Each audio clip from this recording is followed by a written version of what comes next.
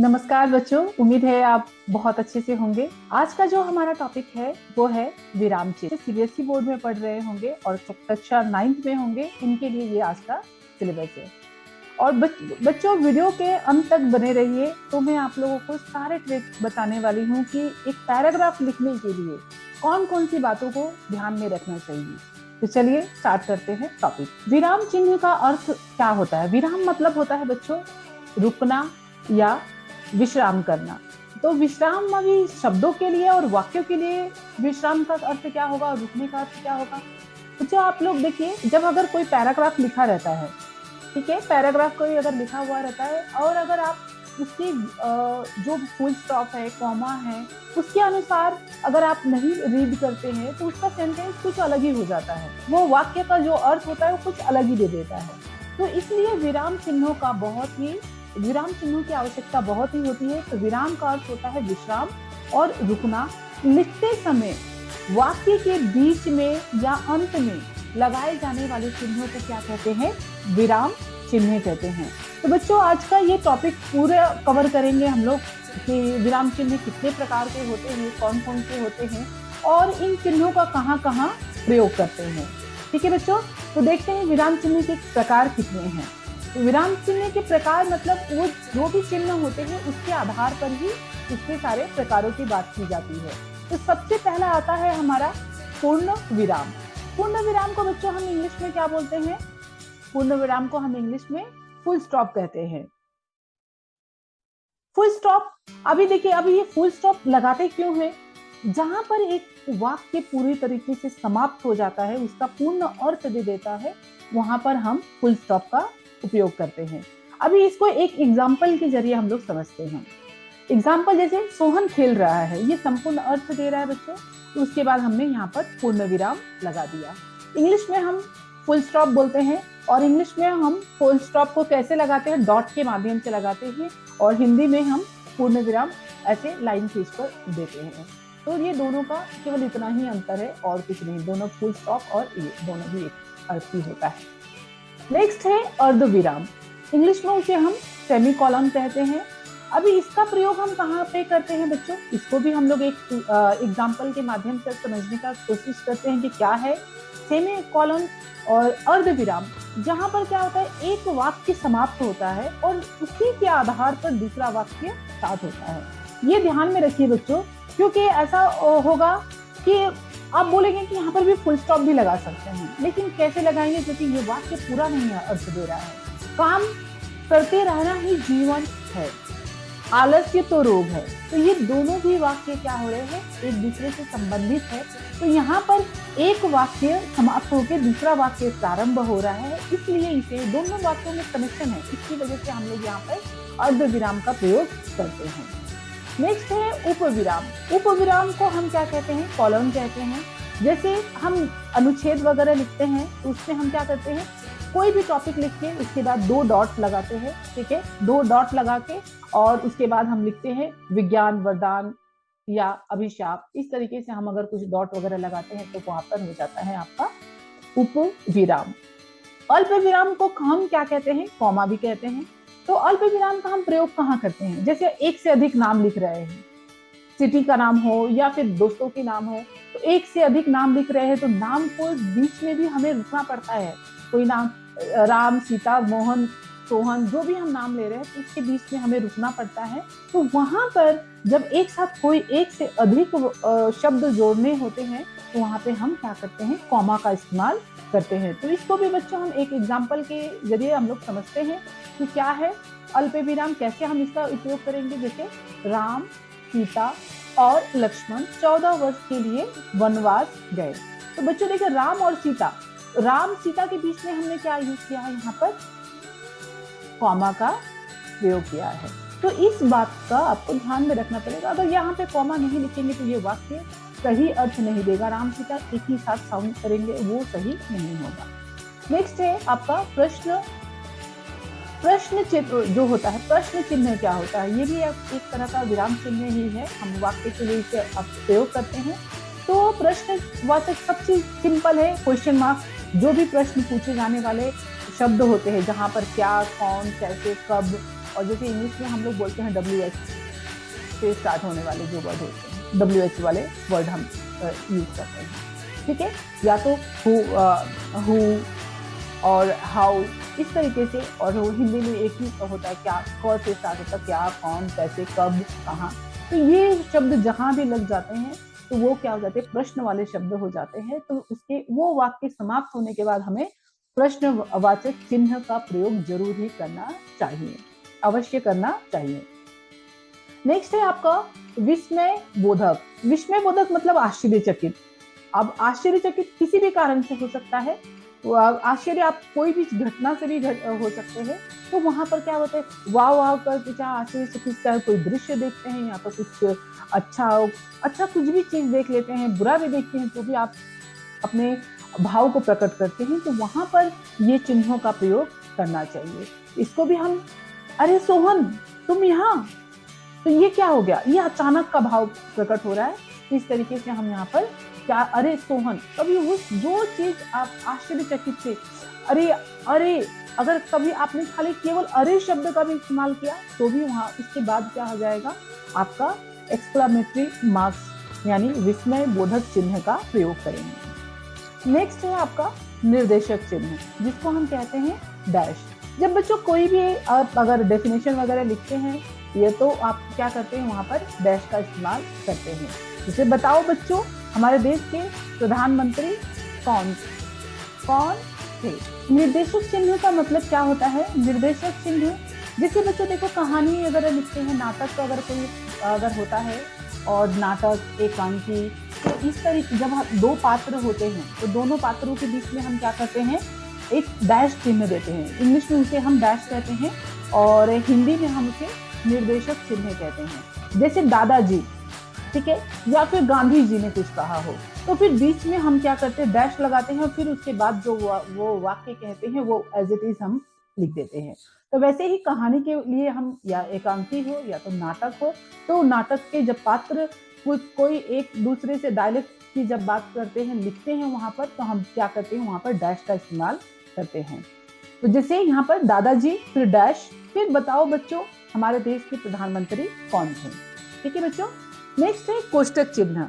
अभी कोष्टक चिन्ह मतलब क्या होता है, ब्रैकेट। अभी ये ब्रैकेट का इस्तेमाल आप लोग मैथ्स में भी करते हैं, ठीक है। और कहीं पर भी अगर कुछ जैसे कोई कठिन शब्द वगैरह लिखते हैं, तो भी अगर किसी वाक्य का, किसी शब्द का कुछ दूसरा अर्थ लिखना है, तो आप उससे वहां पर ब्रैकेट का इस्तेमाल करते हैं और वहां पर लिखते हैं। नेक्स्ट, आप जब नंबर लिखते हो, कोई नंबरिंग करना होता है, तो भी आप ब्रैकेट का इस्तेमाल करते हैं। जैसे यहाँ पर मैंने एक एग्जांपल के जरिए देखो बताया कि वचन के दो भेद होते हैं, क, तो क के अंदर ब्रैकेट यूज किया हमने, और ख के पास हमने ब्रैकेट यूज किया। ठीक है बच्चों। तो कौन सा ब्रैकेट, ज्यादातर हम छोटे वाले ब्रैकेट का इस्तेमाल लिखने के लिए प्रयोग करते हैं। और जैसे अभी ये सारे जो बड़े वाले ब्रैकेट है, सबसे बड़े वाले जो ब्रैकेट है, देखिए मैंने हर एक जगह यहाँ पर ये चिन्हों को दर्शित करने के लिए प्रयोग किया है। और मैथ्स के लिए आप तीनों भी ब्रैकेट का इस्तेमाल किया जाता है। नेक्स्ट है उद्धरण या अवतरण। तो बच्चों यहाँ पर समझने के लिए बात है, यहाँ पर ये समझना आवश्यक है, उद्धरण और अवतरण, इन्वर्टेड कॉमा, ठीक है। इन्वर्टेड कॉमा को हम क्या बोलते हैं, और हिंदी में बोलते हैं उद्धरण और अवतरण। मतलब किसी की कही हुई बात को एज इट इज रखना बिना परिवर्तन के, उसके कहे हुए वाक्यों को एज इट इज कहना, उसे क्या होता है, आपका उद्धरण इन्वर्टेड कॉमा के चिन्ह कहे जाते हैं। अब यहाँ पर दो तरीके के होते हैं उद्धरण चिन्ह। इन्वर्टेड कॉमा जो होते हैं वो एक सिंगल इन्वर्टेड कॉमा के अंदर भी आते हैं और डबल इन्वर्टेड कॉमा के अंदर भी आते हैं। तो ये दोनों भी बातों को आपको ध्यान में रखना पड़ेगा कि सिंगल इन्वर्टेड कॉमा कहाँ लगाते हैं और डबल इन्वर्टेड कॉमा कहाँ पे लगाते हैं। तो बच्चों, अगर आप लोगों को कुछ भी पता है इसके बारे में तो कमेंट में जरूर लिख कर बताइए। वीडियो को पॉज कीजिए और लिख कर बताइए कहाँ पे यूज करते हैं। ठीक है, चलो मैं बताती हूँ सिंगल इन्वर्टेड कॉमा का कैसे यूज कर। ये तो मैंने डबल इन्वर्टेड कॉमा पहले ही बताया कि जो वाक्य किसी की कही हुई है और उसके कोड को आप वैसे के वैसे ही लिख रहे हैं, बिना किसी परिवर्तन के, वाक्य में बिना किसी बदलाव के अगर लिख रहे हैं, तो वहां पर आप डबल इन्वर्टेड कॉमा का प्रयोग करेंगे। अभी सिंगल इन्वर्टेड कॉमा कहाँ प्रयोग होता है, जैसे किसी की टेक्स्ट बुक का नाम लिखना है, आपको कोई टेक्स्ट बुक का नाम लिखना है, तो वहां पर क्या करोगे आप, उस पुस्तक के डबल इन्वर्टेड कॉमा में करने की जरूरत नहीं है, आप क्या करेंगे सिंगल इन्वर्टेड कॉमा के अंदर ही डाल देंगे। तो देखिए बच्चों, यहाँ पर मैंने दोनों भी का ही एक एग्जाम्पल दिया है, चाहिए तो आप स्क्रीनशॉट इसका ले सकते हैं। जैसे भारतेंदु जी ने कहा हिंदी, हिंदू, हिंदुस्तान। तो ये देखिए, सबसे पहले ये क्या है, ये उनकी कथन है, उनके कहे हुए वाक्य को हमने एज इट इज लिखा है, इसलिए इसे क्या किया, डबल इन्वर्टेड कॉमा के अंदर प्रयोग किया। दूसरे वाक्य में क्या है, रामचरितमानस की रचना तुलसीदास ने की थी। अभी रामचरितमानस क्या है, एक पुस्तक है, ठीक है, तो इसलिए उसको भी एक हाईलाइट करना बहुत जरूरत है, इसलिए इसे हम क्या कहते हैं, एक सिंगल इन्वर्टेड कॉमा के अंदर रखा गया है। तो उम्मीद है बच्चों आप लोगों को समझ में आ रहा है। समझ में आ रहा है तो कमेंट जरूर किया कीजिए, उससे मुझे पता चलता है कि आप लोगों को समझ में आ रहा है। नेक्स्ट है योजक चिन्ह। अभी बच्चों योजक चिन्ह का प्रयोग तो बहुत ज्यादा करते हैं, कहाँ कहाँ करते हैं हम लोग, जहाँ पे विलोम शब्दों का प्रयोग करते हैं, ठीक है, और रैमिंग्स वर्ड का भी प्रयोग करते हैं, या धीरे धीरे का प्रयोग करेंगे, घर घर का प्रयोग करेंगे, मतलब एक ही शब्द की आवृत्ति होती है, तो वहां पर भी हम क्या करते हैं, योजक चिन्हों का प्रयोग करते हैं। विलोम शब्द, पुनरावृत्ति और राइमिंग्स वर्ड के लिए भी हम लोग इस्तेमाल करते हैं, ठीक है। कविता वगैरह में भी बहुत ज्यादा इस्तेमाल होता है, जैसे मैंने यहाँ पर एक एग्जाम्पल दिया है, सुख दुख, दिन रात, धीरे धीरे, पल पल, इस तरीके से आप कई सारे वर्ड में आप क्या कर सकते हैं, योजक चिन्हों का इस्तेमाल कर सकते हैं। नेक्स्ट है आपका लाघव चिन्ह। लाघव हिंदी में तो बहुत डिफिकल्ट लग रहा है, बाप रे नाम, ये लाघव मतलब क्या होता है। लाघव मतलब आपका होता है जो शॉर्ट करने के लिए हम आप चिन्ह यूज करते हैं। जाहिर सी बात है आप ये यूज तो करते हैं, लेकिन आप लोगों को पता नहीं होता होगा क्योंकि इसका नाम ही इतना खतरनाक है, लाघव। लाघव क्या होता है भाई, तो लाघव में यहाँ पर देखिए मैं आपको बताती हूँ, अभी आपको याद होगा, जैसे हमने लिखा 1 डिग्री, यहाँ पे एक डॉट लगा दिया हमने, डॉट लगा दिया, मतलब इसका हमने शॉर्ट फॉर्म में जब हम लिखते हैं किसी भी नाम को, अगर शॉर्ट फॉर्म में अगर हम लिखते हैं तो वहाँ पर जो ये लाघव चिन्ह ऐसे सर्कल होता है, छोटा भी सर्कल होता है, और नहीं तो हम एक डॉट के रूप में लिख देते हैं, डॉट में लगा देते हैं, लेकिन इसका जो सही रूप है वो क्या है, वो सर्कल है, छोटा वाला सर्कल, ठीक है। तो लाघव चिन्ह का प्रयोग हम कहाँ करते हैं बच्चों, लाघव चिन्ह का किसी भी नाम को छोटा करने के लिए, किसी भी पदवी को छोटा करने के लिए, जैसे अगर पंडित लिख रहा है तो पंडित को भी हम छोटा करने के लिए क्या करेंगे, लाघव चिन्ह का इस्तेमाल करेंगे, प लिखकर वहां पर डॉट लगा देंगे। इसको एक एग्जांपल के जैसे डॉक्टर लिखते हैं, तो डॉक्टर लिखकर यहाँ साइड में एक डॉट लगा दिया, तो हम पूरा डॉक्टर लिखने की जरूरत नहीं है। जैसे इंग्लिश में भी आप लिखते हो तो कैसे लिखते हैं, इंग्लिश में आप लिखते हैं तो डॉक्टर ऐसे डॉट लगा देते हैं, इस प्रकार से आप लिखते हैं। तो हिंदी में भी इसी तरीके से आपने लिखना है। और डॉक्टर के ऊपर ये हाफ चंद्र बिंदु है। बच्चों आप लोगों ने अगर मेरे पहले के वीडियो देखे होंगे तो आप बता सकते हो ये हाफ चंद्र बिंदु क्यों लगा है, क्योंकि चंद्र बिंदु का वास्तविक रूप क्या होता है, ऐसे डॉट लगता है, लेकिन यहाँ डॉक्टर के ऊपर हाफ वर्ड है। बता सकते हो क्यों, कमेंट में जल्दी से लिखकर बताइए, ठीक है। मैं आपको याद दिला देती हूँ, ये डॉक्टर जो है अंग्रेजी भाषा के शब्द है, और अंग्रेजी भाषा वाले जो भी शब्द हिंदी में एज इट इज प्रयोग किए जाते हैं, लिखे जाते हैं, तो उसके ऊपर हाफ चंद्र बिंदु का प्रयोग होता है, जिसे हम कहते हैं आगत ध्वनियां, ठीक है बच्चों। ये केवल रिमाइंडर दिला दिया, यहाँ पर विराम चिन्ह में लिखने की आवश्यकता नहीं है, लेकिन याद हो जाएगा आप लोगों को बार बार बताने से। नेक्स्ट है विवरण चिन्ह, ठीक है। अगर हम किसी चीज की व्याख्या करने के लिए लिखते हैं या फिर कुछ पॉइंट्स लिखते हैं निम्नलिखित, इसके नीचे जाइए देखिए, ये सारे इसके सारे पॉइंट निम्नलिखित है, अग्रलिखित है, विवरण चिन्ह देते हैं, ठीक है बच्चों।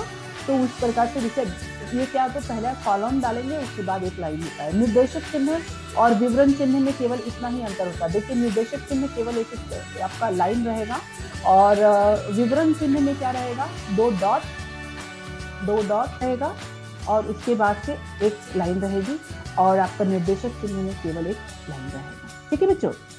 नेक्स्ट है आपका विस्मरण चिन्ह या त्रुटिपूर्ण चिन्ह।